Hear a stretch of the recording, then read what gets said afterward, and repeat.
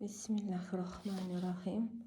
Alloh izni bilan yomon gumonni yaxshi gumonga o'zgartirish.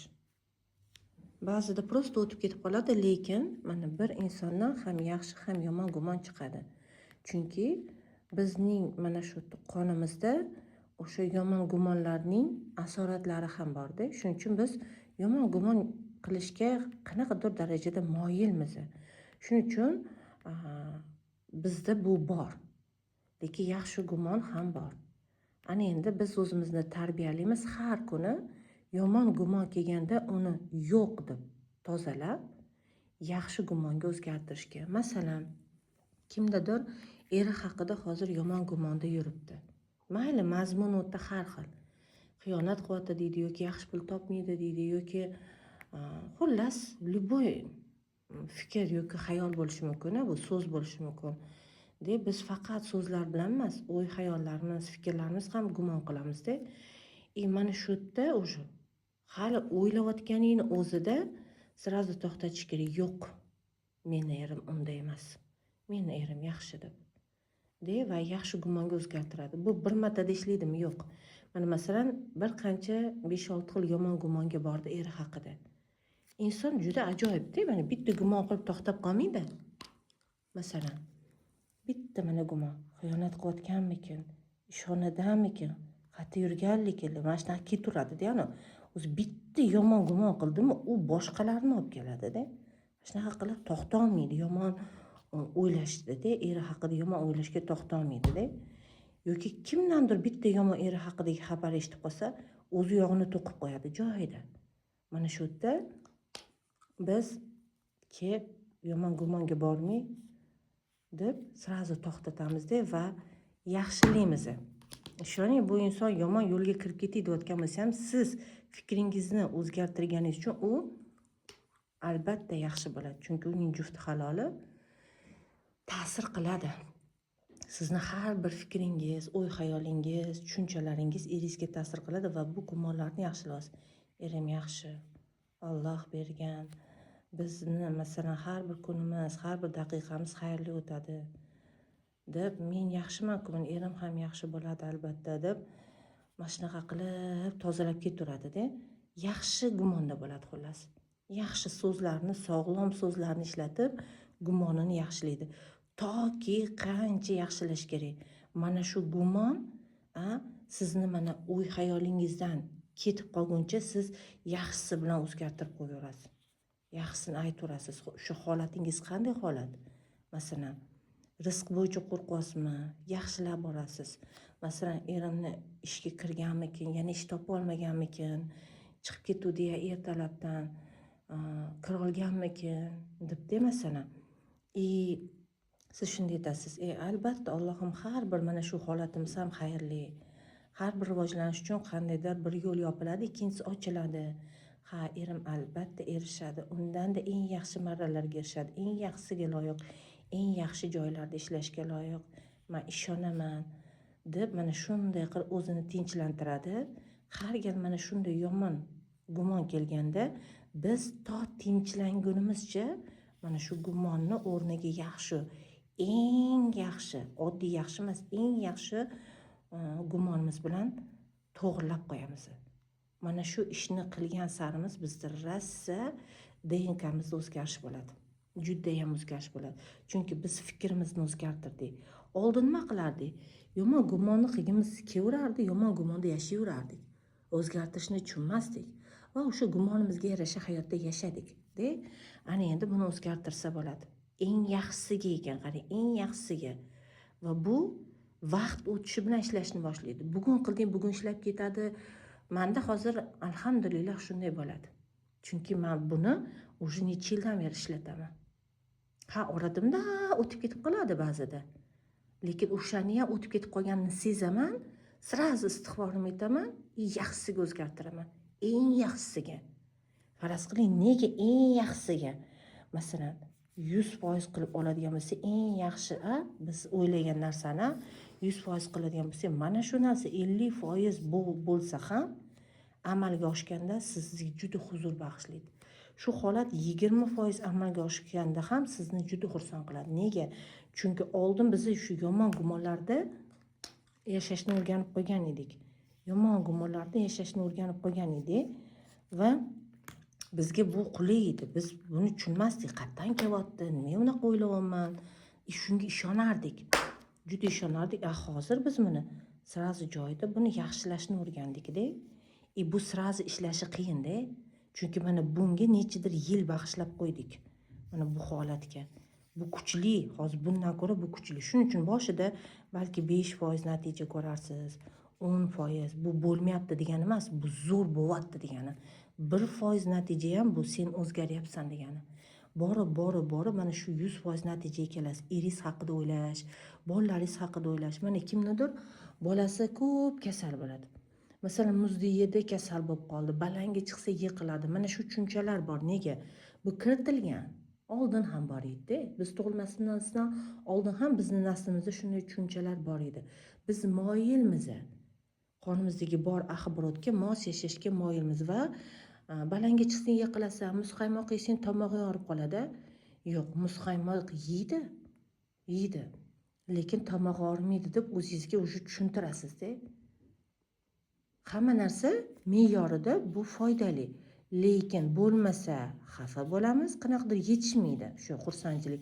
Muzqaymoq ham qanaqadir kerak-da. Oz masalan. Lekin ko'payib ketsa, mana senga muzqaymoqlar deb ko'payib ketsa, bu o'sha zaharga aylanadi.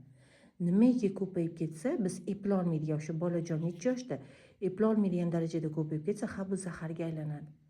Mana asalni ham ko'pi zaharga aylanadi, allergический beradi. Masalan, bolaga, masalan 10 yosh bolaga $100 bering ishlatishni biladimi? Ba'zi bir bola ishlatishni biladi, ba'zi bir bola umuman 20 ming, 30 mingni bersangiz zo'rg'a ishlatadi.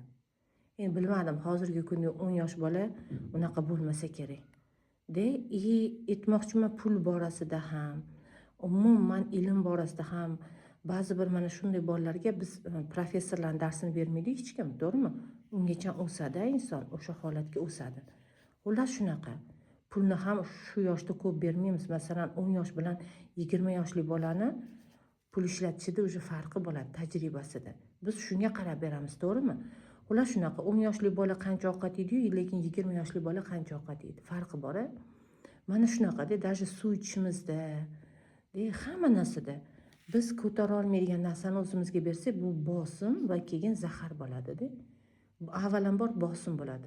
Oshqozoni 10 yoshli bolaniki qanday bo'ladi-ku, 20 yoshli, 40 yoshli odamniki qanday bo'ladi. Xullas shunaqa.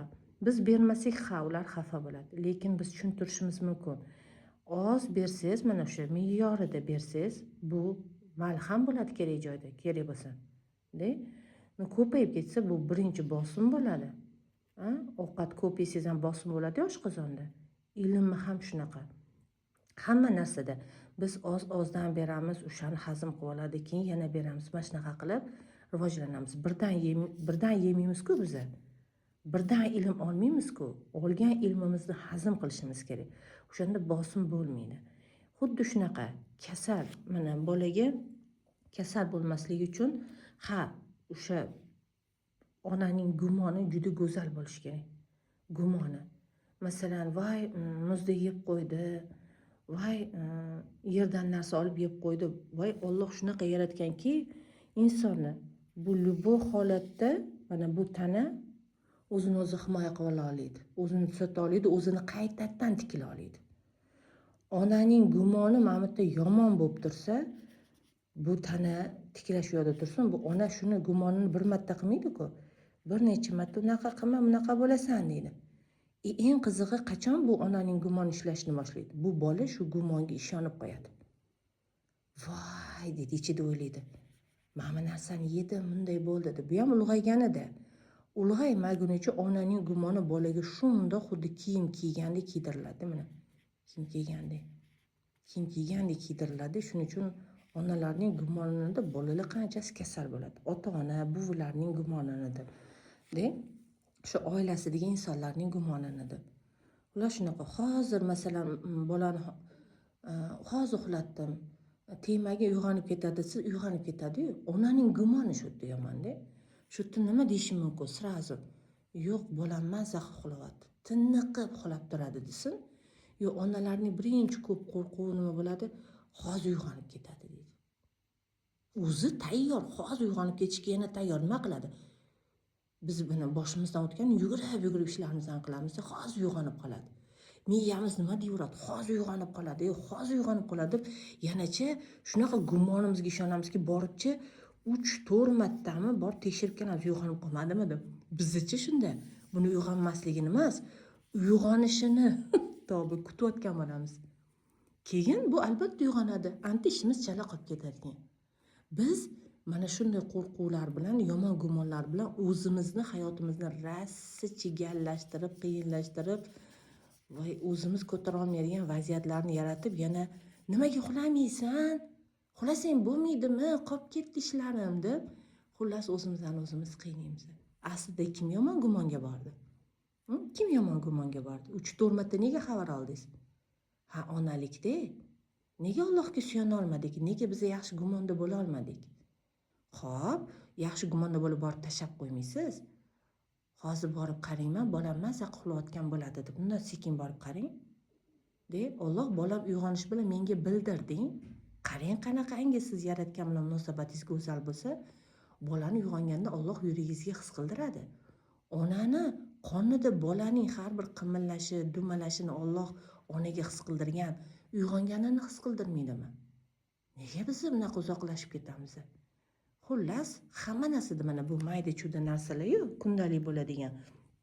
Aslida eringizga bo'lgan gumon bizni qiynaydi. Kimlarnidir shu qaynonasiga bo'lgan gumonlar qiynaydi. Oyijon hozir qayergadir borib kelsam urishalla deydi. Shu ayol haqida yaxshi o'yla. Bir kun shu ayol haqida yaxshi o'yla. Yomon o'ylamayman deb shu uchun istig'for ayt. Mana shu ayol haqida yomon o'ylaganimcha Alloh meni kechirdi. O'tmishda shu ayol haqida juda yomon fikrlarga borganimcha Alloh meni kechirdi deb bir mingta istig'for etib qo'ying. Mazza qilib bir rohatlansin taniz. Ana keyin yo oyijon meni tushunarlar. Oyijon ham kelin bo'lganlar albatta tushunarlar. Oyijon qo'llab-quvvatlaylar. Axir men ham yaxshiman-ku deb bir-birini tushunishni, mana shunday gumonni biz yaratsak, bu boshida chiqilib 1% danmi ishlaydi, lekin ishlaydi. Hali siz natija ko'rmayotganda ishlaysiz, keyin 5%, keyin masalan 10%. Qarabsizki, bu o'sha 10% mana mashqda o'zi bilinadi. Sizni gumoningizni o'zgartirayotganingizni natijasi. Faraz qiling, shu 100% bo'lganda qanaqangi siz bir g'ijim, bir yoqimsiz vaziyatdan tozalandingiz. Kimdir shu vaziyatda yashab o'tib ketdi. Hali ham qaynonasidan norozi bo'lib. Qachon javob beradi? Keyin shu vaziyatni men chiroyli qilay deb, mayli bu yerda nechidir oy o'tsin. Xo'p, mayli uzog'i 1 yil o'tsin mana shunday ahvolga kelgunicha. Mazza emasmi? Bizni bilmaymiz-ku yana qancha yashaymiz. Keyin shu qolgan umrimizni qaynonam bilan huzur halovatda bir-birimizni tushunib, his qilib, bilmaymiz-ku qancha yillar bor yana. Hammasi barokatli bir nurli o'tishiga o'zimiz hissa qo'sha olarkanmiz. Shunday gumonni o'zgartirib. Bu yerda qaynonang bo'lishi mumkin, bu yerda bolang, bu yerda ustozlar bo'lishi mumkin, bu yerda qarindoshlaring, bu yerda jigarlaring bo'lishi mumkin. Bu yerda boshlig'ing bo'lishi mumkin. Любой odam, farzanding bo'lishi mumkin. Kelinlar bo'lishi mumkin. Любой odam bo'lishi mumkin bu yerda. Biz kerak bo'lsa qancha yomon gumonlarda yashaganmiz. Mana shunday bosqichni sekin biz o'zgartirsak, albatta biz o'zimiz yomon gumonlarni yaratib, yana unga hissa qo'shib, unga xizmat ham qilib, keyin yomon natija bo'lib qolganda voyda otib yig'lab o'tirish bu qanaqangi bu? Tashqaridan rosa kulgili tuyuladi. Tashqaridan bizning yashash tarzimizning o'zimizga o'zimiz ahmoqgarchilik, qiyinchilik yaratib, yana yomonliklar yaratib tashlayotganimizni, bizni toqatimiz ko'tara olmaydigan narsani biz o'zimizga o'zimiz yaratib tashlaymiz. Lekin bizni yaratgan zot bermagan edi buni. Biz ssenariyga tiqishtiryapmiz. Biz kirlayapmiz taqdirimiz, yo'llarimizni og'irlashtirib tashlayapmiz. Yana nima deymiz? Yaratgan menga nima ravo ko'rding deb. Voy, bu nimasi bu? Shunaqa ishlarni biz yaxshi ko'ramiz qilishni. Nimaga? Bilmaganimiz uchun. Bilsa hech kim unaqa qilmaydi. Bilgan inson mana shu bosqichda bo'ladi. o'zgartiraveradi. Orada bittasi bundoq o'tib ketadi qitimir bo'lib. Mayli topasiz, 1-2 kunda bo'lsa ham topasiz. Hali amalga oshishga o'tib ketib qolmadi. Shunda topasiz, o'tib ketib qolganini. Alloh bildiradi. Har doim gumonini tozalab yuruvchi o'zini isloh qilishda bu. Xayollarni, so'zlarini, fikrlarini isloh qilgan inson borib mana siz hayotingizni isloh qilib ketasiz har doim, tozalayapsiz. Orada bitta qitimir o'tib ketdi-yu. Xudoyim edi, mana bitta o'tib ketdi, sezmay qoldingiz. Siz sezmadingiz. Yana dalsha ketyapsiz.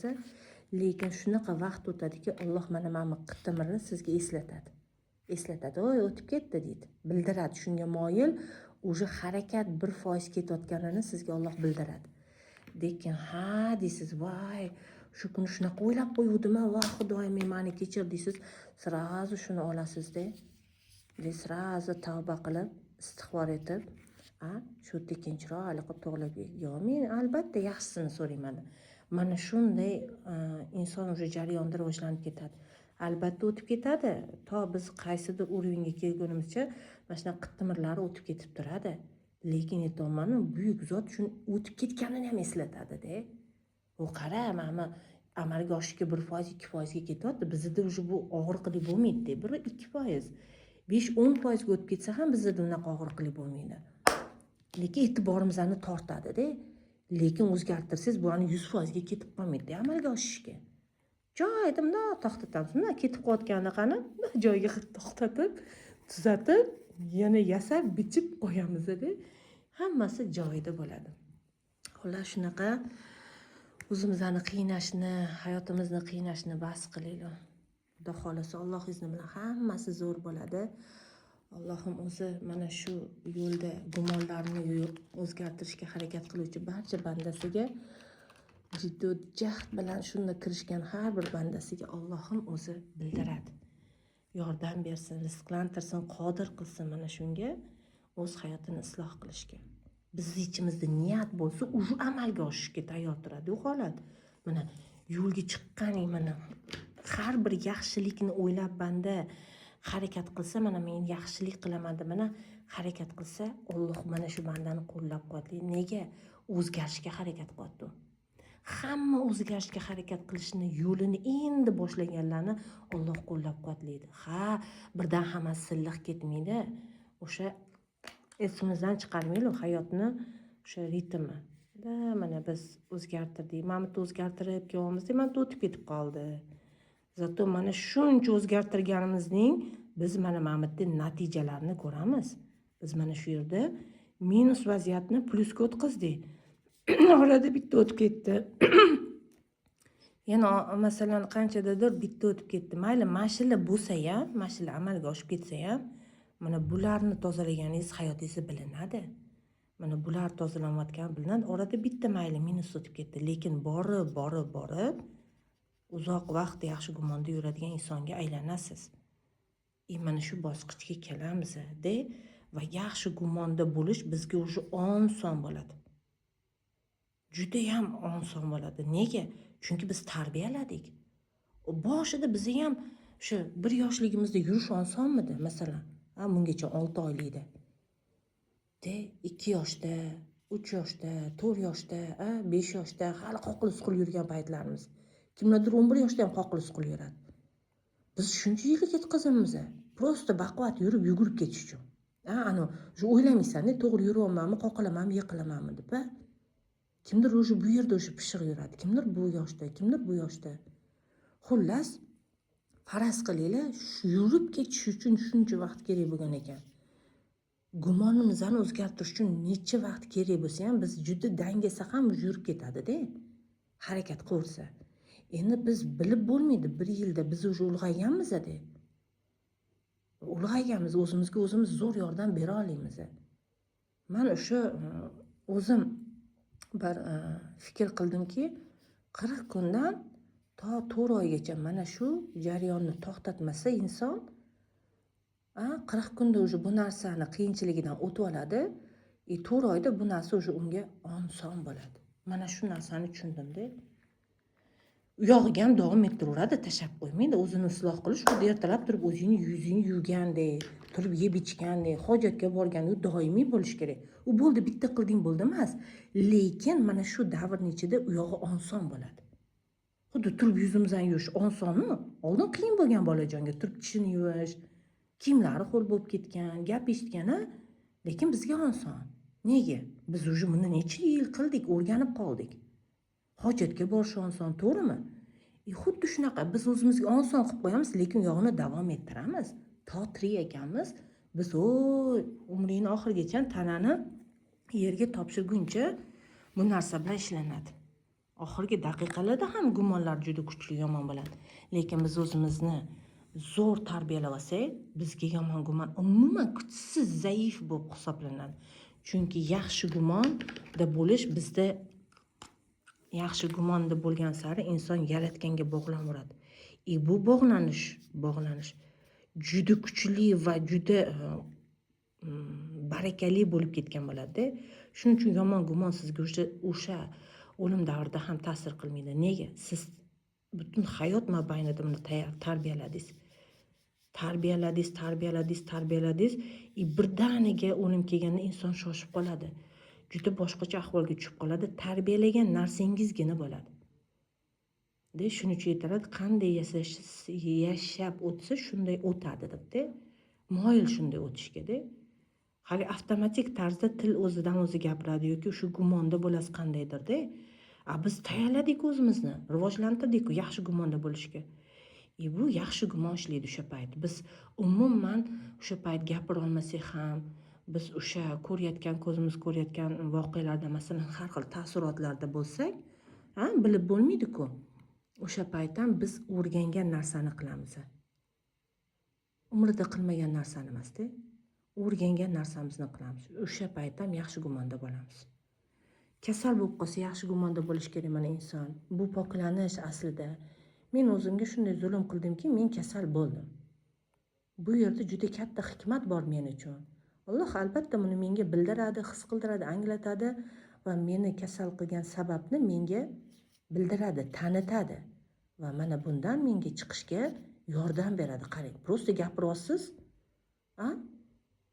Allohga aytasiz, menga yordam beradi. Va bu yordam beradi, albatta sababini bildiradi. Har bir kasallik kelishiga sabablar bor.